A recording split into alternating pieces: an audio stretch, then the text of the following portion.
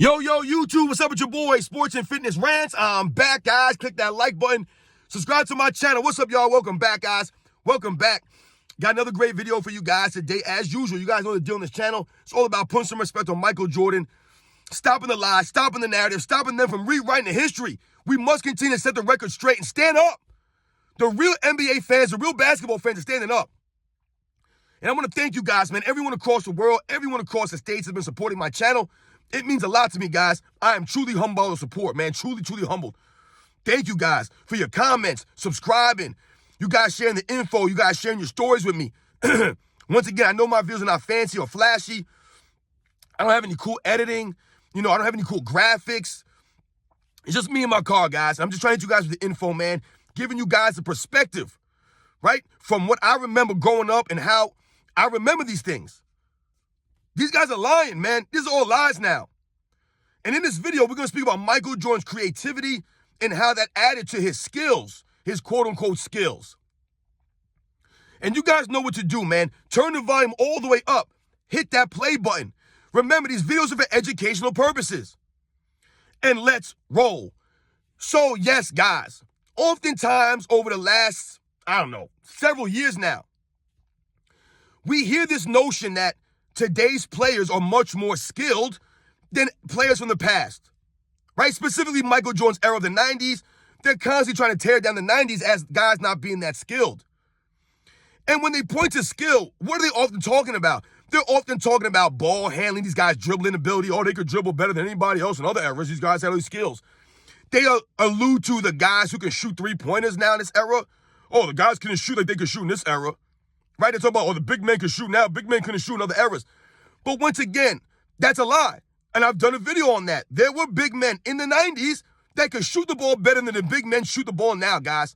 That's just the facts. They shot it better, and they didn't shoot it as often, which left them less room for error. But these big men could shoot the ball in the 90s, guys. Once again, these guys try to make it seem like all of a sudden the NBA evolved into something completely, crazy in 10 seasons, right? It doesn't make any sense. It don't add up. They act like Michael Jordan played basketball 100 years ago. The 90s era had great skilled players. These guys were more fundamentally sound in the 90s than they are now.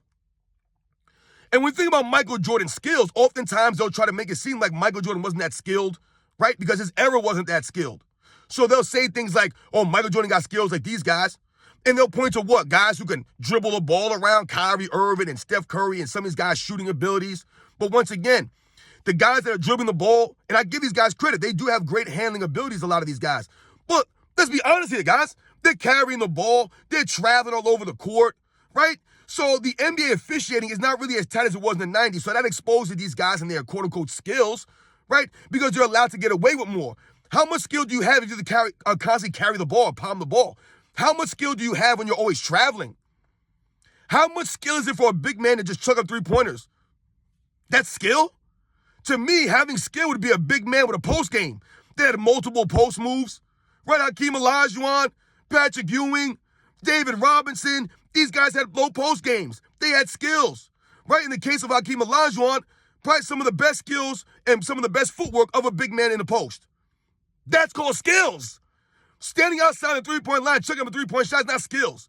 That's not skills. Dribbling the ball all over the court like an idiot, it's not skills.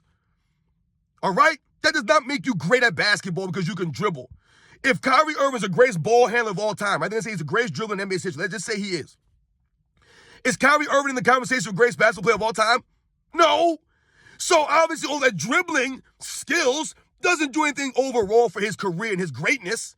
Steph Curry is a great ball handler, but dribbling. Remember, not ball handling, dribbling. Is Steph Curry the greatest player of all time? No, not even close. Not even close. So once again, Steph Curry, people consider the greatest three-point shooter of all time. I always say to you guys that he's the greatest three-point shooter of all time, not the greatest shooter of all time. So if he's the greatest three-point shooter of all time, does that make Steph Curry the greatest player of all time? No. So what are those three-point skills doing for Steph Curry's career, really? Is it making him the greatest player of all time? No, because once again, Michael Jordan had no weaknesses. Those players I mentioned have glaring weaknesses in their games, right? Michael Jordan had zero weaknesses. So that goes to Michael Jordan being more skilled. But when I tell you guys about Michael Jordan's creativity, right, adding to his skills, Well, let's think about this now. Michael Jordan, right? When you guys watch Michael Jordan, what do you guys think? What do you guys come to your mind? The creativity, right? The artistry, the beauty of Michael Jordan's game, right? The aesthetics of it, Michael Jordan on the video footage, man. It's just something else. No one moves like Michael Jordan on videotape. Nobody does what Michael Jordan does. That's his creativity. That's his level of artistry that no one's matched, guys. No one has matched Michael Jordan's artistry, his creativity. So when we talk about skills and we talk about Michael Jordan going into the paint, for example, and finishing with a layup, Michael Jordan has some of the most creative layups I've ever seen in my life. Oftentimes, people talk about Kyrie Irving's ability to finish under the rim, right? His creative finishes, his ability to use the backboard and spin the ball. Michael Jordan is greater, guys. Michael Jordan's greater. His creativity is greater than Kyrie Irving's. It just is, guys. Watch the video footage. And Kyrie Irving is great. He is a great finisher, man. Not on the level of Michael Jordan, though, guys. Not the creativity of a Michael Jordan. When we talk about above the rim, Kyrie Irving's not even in that same class, right? Michael Jordan has the finishes below the rim or above the rim. The creativity, right? Michael Jordan's dunk package, his layup package is really unmatched in NBA's history. It really is, guys. And we're talking about him doing these things in an era with all-time great big men, in a physical era where guys will knock you down, hit you. You have to pay the price for going in there. Kyrie Irving and these guys don't have to worry about those things. So, yes, they can finish under the rim in these creative finishes, but who are they going against? They're not going against David Robinson or Hakeem Olajuwon, Mark Eaton, Dikembe Mutombo, Alonzo Mourning, Patrick Ewing, Ronnie Cycli, Rick Smits, Bill Laimbeer, Charles Oakley. He ain't going against none of these guys. Down low, Manute Ball. He ain't going against those guys, right? Michael Jordan was going against those guys. Kareem Abdul-Jabbar, Moses Malone. So, once again, I challenge you guys. Michael Jordan and the skills are unmatched. People often try to talk about Michael Jordan not being as skilled as this player or that player. Michael Jordan had no weaknesses to his game. He's the most skilled player in NBA's history, guys, because he had the ability, right? But he also had the work ethic to bring that ability out. Right? So when people say, oh, Michael Jordan's weakness was X, Y, and Z when he first came to the NBA, he worked on those things and made them strengths. When people tried to point to his offensive game, right, and they took away from his defense, right, they didn't give him any shine for his defense. Michael Jordan made it a point to go out there and shine on the defensive end, to get credit for his defense. And he won a Defensive Player of the Year award. And is known as one of the greatest defensive players of all time. The greatest two-way player in NBA's history. That goes to Michael Jordan's skills. So his creativity on the offensive end, his creativity on the defensive end goes to his overall skills, right? People don't talk about the defensive end for skills. Michael Jordan had skills on the defensive end because he was creative. He had patented moves on the defensive end. I've told you guys about some past videos. Michael Jordan had about 3 defensive moves that he would often use against players. That goes to his skills, right? Michael Jordan's footwork is unmatched. I don't care what anybody says. Footwork is unmatched. Michael Jordan's ball handling skills are unmatched. For him to have that high of a usage rate, to always have the ball in his hands late in games when his team needed it the most, and to not really turn the ball that often, that goes to Michael Jordan's skills, his ball handling ability. He doesn't do a lot of bad passes, right? Careless turnovers, traveling around, right? Stumbling around. That's not Michael Jordan. He's not sloppy like that. Always under control, Michael Jordan. That goes to his skills, his greatness, right? No, Michael Jordan wasn't going to be dribbling the ball between his legs and behind his back all over the place, all this nonsense, right? Because once again, these guys are able to expend that energy dribbling the ball like that because they're not playing defense at a high level. Michael Jordan had to make his movements short, precise. No wasted moves out of Michael Jordan. Everything was done on purpose, right? With a purpose.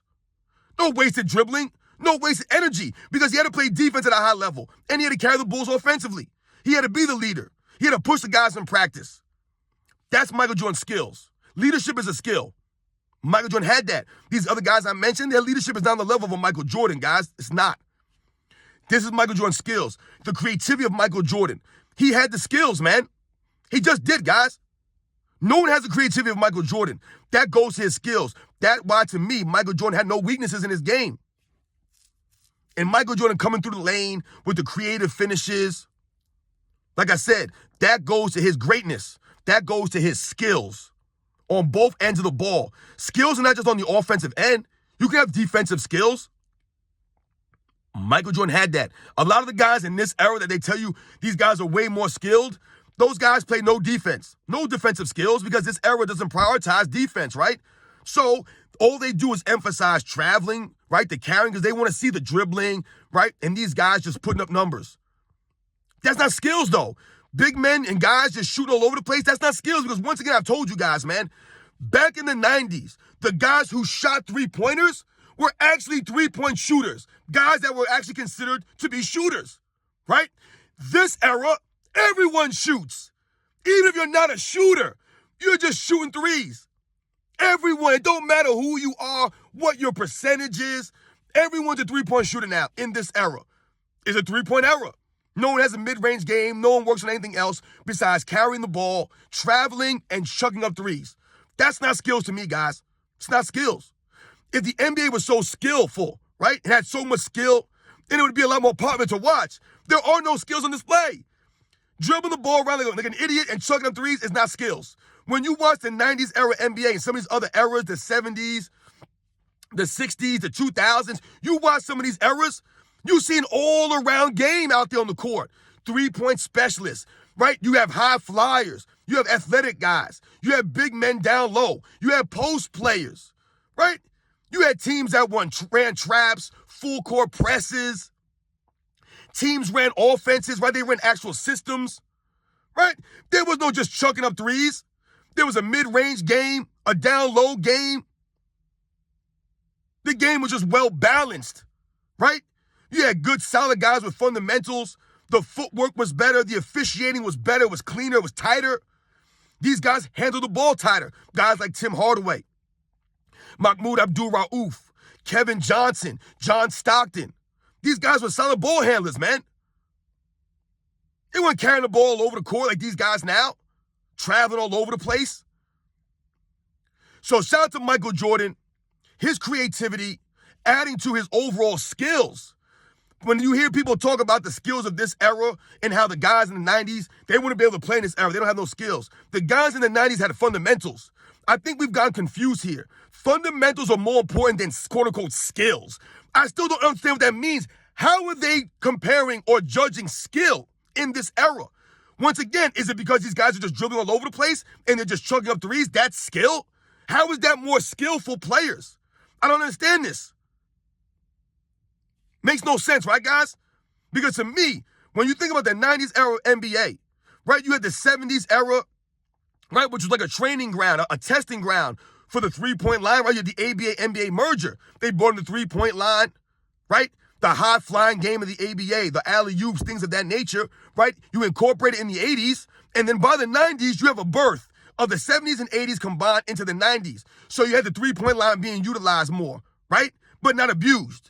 Right? So it was a nice balance there. You had the high-flying game. It was an exciting game, which is why to this day, it was the most popular era in NBA's history. Why is that? Because that was where the skills were. That's where the fundamentals were.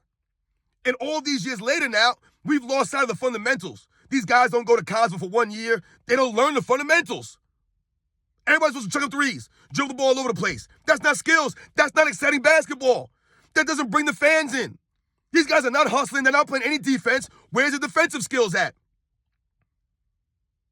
This era is not the most skilled era of all time. And when people say that you're a moron, Michael Jordan's creativity is unmatched in NBA's history.